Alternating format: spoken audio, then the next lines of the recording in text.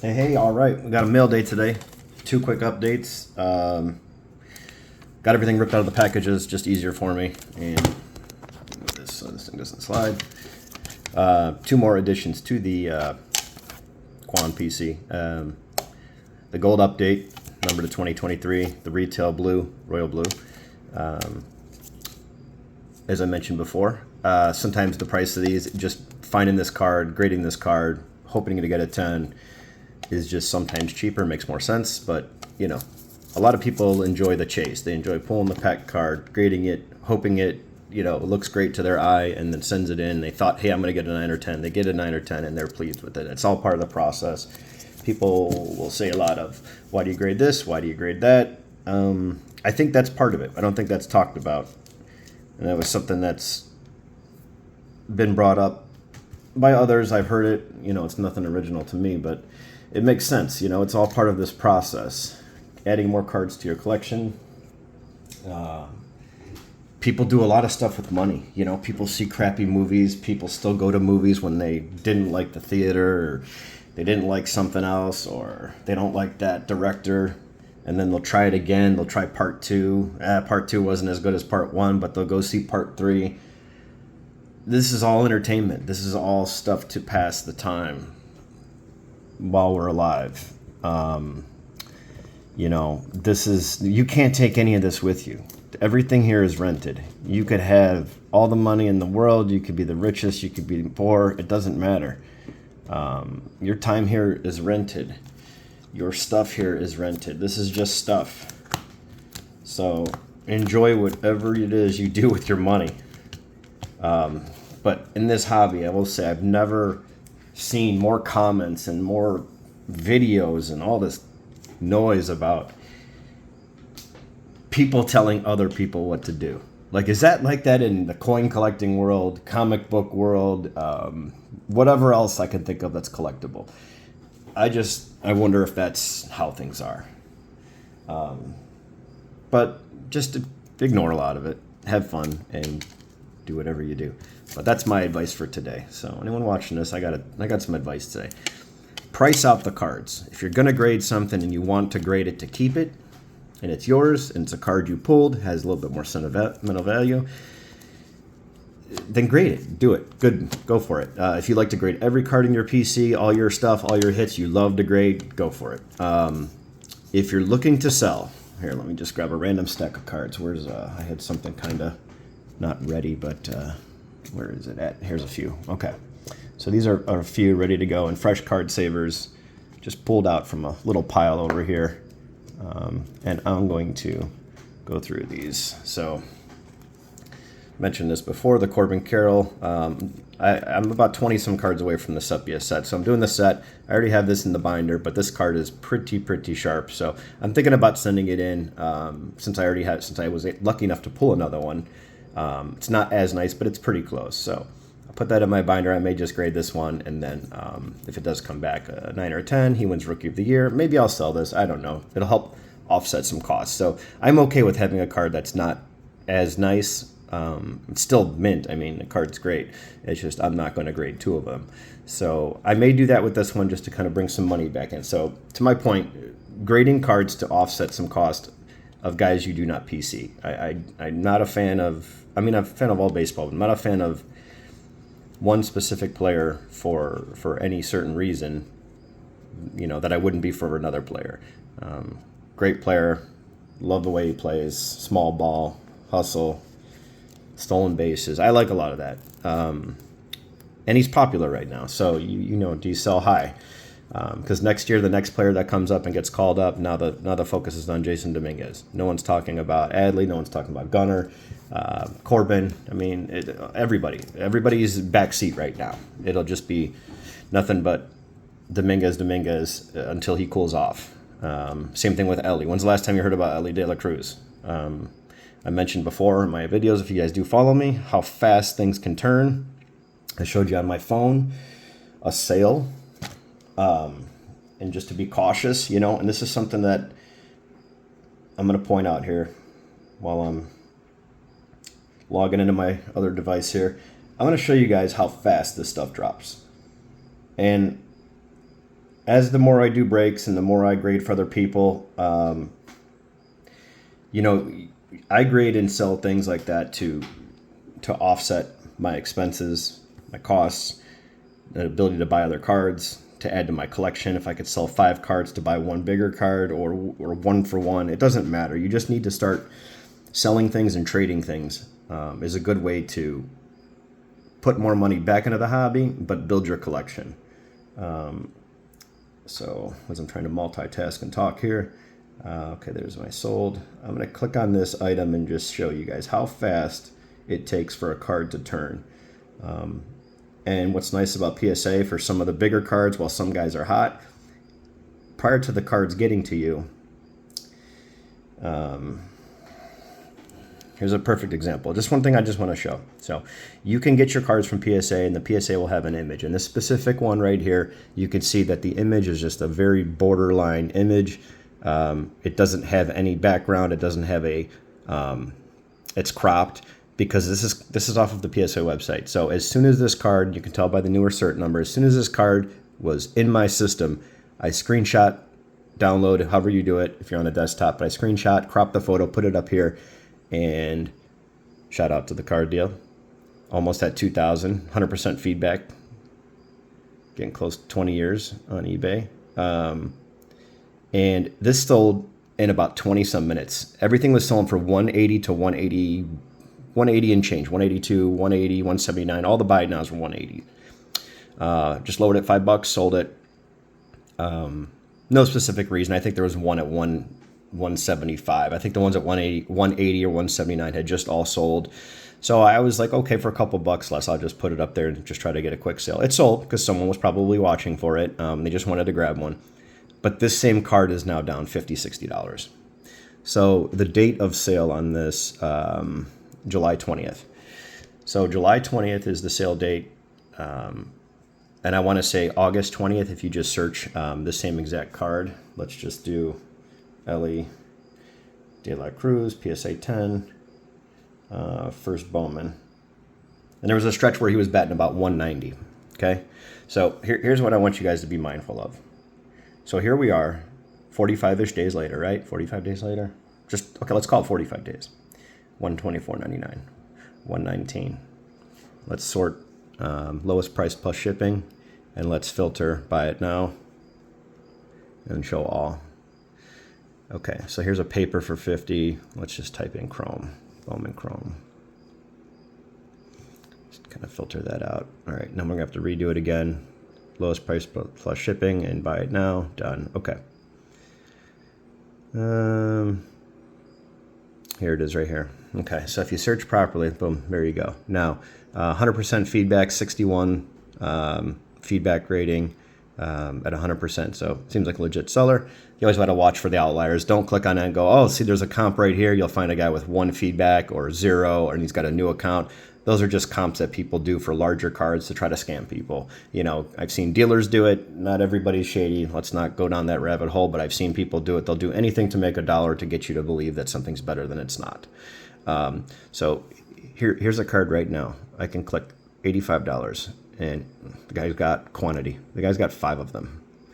So I literally could have bought this card, sold it, flipped it, bought it back, and still made $190-ish. So, and on taxes and all that crap, call it $75 profit. All right, we get it. So $75 on a flip. So literally just someone said, here, take my card, bring my card back. Here's another $75, and then, you know, wait 45 days. On a bigger scale, you know, we're not spending $100,000 and then getting, you know, $50,000-$60,000 back in return in 45 days. That's not what this is, but the math is the same. It's just on a smaller scale. Okay, so point of this is just be very leery about certain things. Now, if you PC him, you collect him, whatever you want to do, long-term hold, could this guy be worth, you know, it could be the next Mike Trout, everybody. It's easy to compare him to because Mike Trout's in the game. All his cards are relatively easy to find, and you can pull up comps. That's probably something that I would suggest to people is have a plan going in. So getting back to my original point about grading for other people, when, you know, people grade cards in my breaks, you know who you are, and I'll continue to do that to help people out. at no extra charge, just something I do. I personally grade a lot, so I don't mind sending other stuff in for other people and using my account. I believe I have a good eye. I'll look at a card and I'll give you my honest opinion. You know, there's no guarantee that I'm always going to be right, or PSA sees it differently, or SGC, what have you. But with the amount I've been grading and doing this for a long time, it's just something I'd like to share and get out there, that some of these cards are not as popular as they may seem, or is not as rare as they may seem, or valuable as they may seem. So from a financial standpoint to collecting, I just think you should really, really have a goal going in. That's it. If you have a goal going in and you know what you're doing with the card, it's your PC card. You don't care what it is. Don't care what it grades. Don't care what if it comes back authentic, whatever. As long as it's in a case for me and I can display it, great. That's an easy one. But the cards that you do not collect and you do hit in a box or a case and you spend X amount of dollars, well, sometimes it's better to just throw another 20 or 30 or 40, 50 bucks at some grading fees, whatever it may be, and you know, get a card graded. So these are a few that I just had pulled out that are going up probably Monday or Tuesday since the holiday. So Nolan Gorman refractor, and then Churio, the next hot prospect. He's playing really well. Pulled this out of a late night blaster, Brett Batty. And then these are cards that I really have no emotional attachment to. I may keep this one if it comes back at 10 because I have the whole entire set of refractors. I may swap it out for an ungraded one and put it in my binder. But these two are going to have to offset some cost. You know, when you break into boxes, cases, jumbos, blasters, doesn't matter. Whatever the product is, you pull a card like this, and it's got some value. You know, sometimes it's good to sell. Could you lose, and could you miss out on the next Mike Trout in 15 years? You certainly can, but we don't live life like that. We got to go with what's in hand today and keep the train rolling and keep the engine running with some fuel. So that's my little advice for this Saturday. Hope you guys, you know, can use some of that in your collecting ventures, collecting goals coming up. So we'll take a quick look at some. This is Pristine. Did a little bit of it. Didn't. It's just a box break, so nothing crazy in here. Just a bunch of rookies. There is some veterans in here. There's like Christy Mathewson, some pre-war players and things like that, which is pretty cool to see that. There's a nice Christy Mathewson, nice image. So a lot of people still collect that stuff today. Doesn't have a ton of value, but it is nice to collect, especially if you're, you know, a big Frank Thomas fan and you still collect. You continue to get his cards out of the new product and you continue that collection. Even though he's retired, it's cool to see that. So a lot of people don't like it. I personally love it. It's something for everyone. These are pretty cool. The Going Gone inserts, I like those. Here's the slab cards that came out of the same break, single box. You get these encased cards. There's a Vladdy. I don't think this is numbered. No. The Palacios, this should be numbered to 25. It is an orange, 7 of 25. And then autograph is Jordan Diaz. Let's see what we got here. Here is Stanton purple, probably to 99. Kodai Senga. It's not an orange. I think they just have like this orange and gold. I think that's just the trim colors because it's not numbered. But nice looking insert. And then there's the Bobby Witt. Around the Diamond, John Smoltz, beautiful autograph. Never pulled his autograph in my entire life, and it's already sent to PSA, but the blue bordered prism, or blue diamond from this release right here, the 2022 Platinum Anniversary. Pulled his autograph, and then, you know, very next week I got this Around the Diamond. Would have been nice to see something else here, like a jersey. I don't know why they used a bat piece. I'm sure it's because it's easier to get a bat, maybe. I don't know. I would think a jersey would be better for a guy like John Smoltz. I mean, he did bat in his career, but that's just odd. But I don't know. Around the Diamond, you know, maybe a base would have been cool. You know, probably less pieces out of a base, more pieces out of a bat and a jersey. I don't know. Whatever. Anyway, so that's that. Those are the two quants to add to my PC. I think I skipped over that point, but look at the cards. If the card's 35 bucks, you got to pull the card, buy the card raw, whatever it is, for $2, $3, pay shipping, get the card, look at it, hope it's a 10, send it in, pay the 20-ish bucks with shipping. pray to get it back in time, or whenever you do get it back, and then hope to get a 10. And if you get a 9, you really wanted a 10, you have to start the process over. $35, $40, I'll just buy the card. Again, do it how you want to do it. That's just me. Certain cards, I just go get the card. And if it's a bigger card, sell some of the other stuff, save your money. Another mail day. This is something I got in a cello pack. So this is fresh from the cello pack, just to show you guys a little bit about vintage, how crazy it can be. I mean, you know, you still got the little phrase up there from the cut. It's sharp as a tack.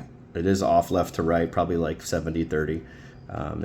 These are thin borders on this set, this release. Certain cards, they will allow this right here that does size up. If you look at the Willie Mays, look at the Willie Mays from this set, and this is something to know about vintage. Certain cards, you will get, I wouldn't say a pass, but they will not knock you for this white line here. You could see 6, 7s and high, like nice high, clean copies, high grade stuff.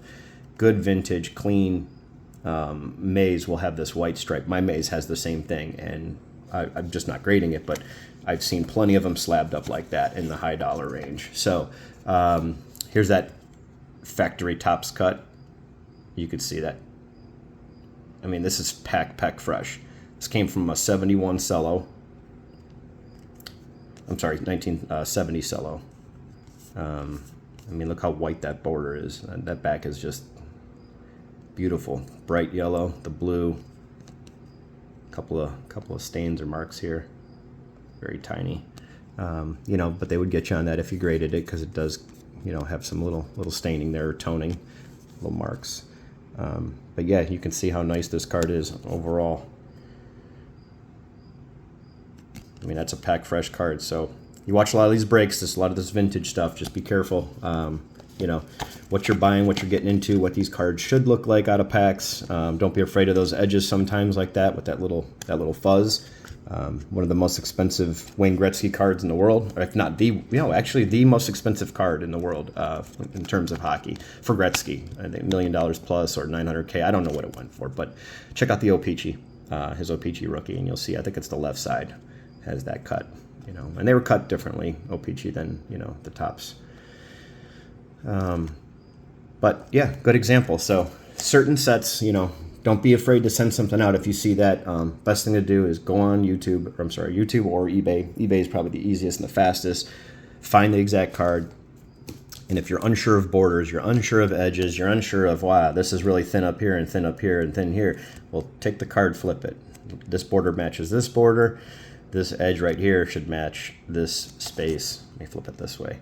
Right here, from this brown, blue border, blackish border to the edge of that circle right there. So this little edge and this edge is your left to right, and this is your top to bottom. I always flip the card this way. It's easier for me to look left to right than it is top to bottom, which a lot of people will have trouble with. You know, and if you're looking at a card like this, this is very quick, very easy. You're like boom, boom, boom, boom. But a lot of people do better left to right, so just flip the card. Now you look at that border, you look at this border. Do it that way. A lot of people in these new modern cards are flipping it over and they're going, I don't know why I got this. I'm looking at the back centering. I assure you, they're not looking and killing you on back centering on some of these modern cards. No, they're usually, if they're cut this well on the front, they're going to be cut really well on the back most of the time. So, yeah, here's another one. And again, this is something I already reviewed, looked at, and it's ready to go out. So there's that. Just a refractor card, but that's that. PC edition. No, let's do this first. Okay, so this is going to be in the site. This will be by the pack. Some nice 84 O-Pee-Chee. Looking for some nice Mattingly rookies. Strawberry. Bunch of other second-year players. All the second years for Gwynn, Sandberg, and Boggs. Those are in here as well. Third year of Cal Ripken, etc. Nolan Ryan, Steve Carlton, all the Hall of Famers, everybody's in here. So O-Pee-Chee, good stuff, hard to get graded, hard to grade high, sells very well. Those will be by the pack. Those will hit the site here this afternoon, amongst other things I'm slowly adding. And then we'll wrap up with this favorite of mine. Slide this over, and then we'll wrap up this video. So thanks for listening to me go on and ramble. I try to get my points out as best I can. My brain doesn't work very well sometimes, but I have a lot to say, and it's usually helpful information. I'm looking out for the best interest of everybody, because the better we all do, the better this hobby is. See if I get some good angle here, but you know, this is what I call, if I set this here, no, I can't do it. I just got too much glare behind me. We'll deal with that another day. So there we go. I'll hold it like that.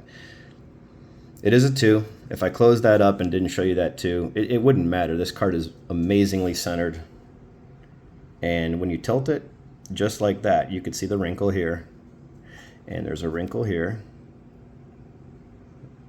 Right there. And then there's a small touch here. But on the back, you can see there's the crease, a small back crease. But I'm sorry, it's this side, this corner. Was it that? Yeah, there it is. So there's the wrinkle right there. So I call that a wrinkle versus a crease, because it doesn't go through on the other side. Okay, so it has a small little light, not almost like a bend maybe, but it's not creased on the front. Nothing is near the face.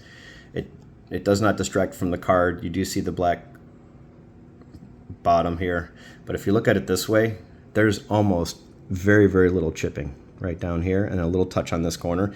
That's one thing I looked for. So I'm sure the guy that I bought this from is not watching, but if he is, I appreciate you. Amazing deal.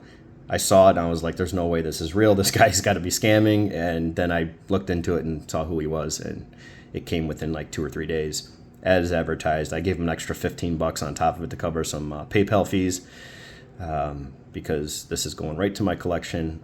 My mantle's a 2.5. I'm still building the set. I need the maze and some commons. Everything else is full. So this will be kind of the next set I tackle. But I love the Jackie Robinson. Card number 1. Got the bridge in the background there. Looks like a bridge, but it's the part of the stadium. You know, you can just say that looks like a bridge. I always called it a bridge, so I always loved this card. Never been able to afford it. Had to save a lot to get it. They just sell for so much money in like 3s and 4s and 5s. Forget about it. The price just, Jackie Robinson stuff is just through the roof. So it's not a rare card. Another thing too, it's not rare. These cards are not rare. You want 10 Mickey Mantle rookies tomorrow, you can find them within a matter of 5 minutes. They're not rare. They're just valuable. So there's a big difference there. This card is not very rare. There's plenty of them out there, but you can call it a 2. If you called this a 2 and put it next to 100 other 2s, there may be some nicer ones, but the majority of them are going to be below this because of centering or something else, or way off centered, but it has some other mark that is not here on this one that you may like. But centering, color, nothing distracted from his face, and I had to have it. So it was in my budget. Will I upgrade? This is probably a card, even if I came across it in a trade or more money, it would have to look damn near exact centering and this black border that nice for me to upgrade and trade for something else, and you know, do this and some other cards and to upgrade to maybe like a 4. I'm 100% pleased with this. This is I call vintage the 12-foot rule. I'm sorry, 12-inch rule, the 1-foot rule. So if I just do that to get rid of the glare, and yeah, you'll see that up there. It's pretty noticeable, that corner. But other than that, this card looks amazing. And then you get up closer, and of course, there's, you know, little flaws here and there. So when it's on your display wall, you know, up on your case or whatever it is, it looks great. So that's it for the mail day, and my long rant and my helpful information about some grading. So I'm just going to label this one, I don't know, maybe some vintage pickups and rambling. So yeah. We'll catch you guys on the next one. I will see you guys in the next live. More cases of 23 Chrome Blasters coming. 22 tops. What's on this list? 22 tops. Chrome Platinum Anniversary. Got more cases of that. I did upload 10 new items to the websites for some rip and ships. We got single blasters, hangers, hobby boxes, jumbo boxes. Slowly putting our inventory up there, and we will be rocking and rolling and adding every day, every week. And once the site is full and packed, I'll probably do a tutorial video where I show everything off. So, but you're more than welcome to go there now. Probably going to go live one of these days this weekend. Check that out. And if there's anything you are interested in, just once you purchase it, it'll be on the schedule to break it. So So whenever we do go live, I'll rip it, notify you beforehand, and then we'll go from there. And then I think we're going to do a by the team 23 chrome blaster case coming soon. I did the per box. Some people like it, some people don't. That's okay. I think I'm going to do by the team, random, and then we'll just do some trades and then rip the whole entire case. I'll have Joe help me out with that one so it goes a little bit faster. Just to have an assistant here pulling cards, sleeving, and tagging stuff is very, very helpful. So I'll catch you guys then, and yeah, see ya.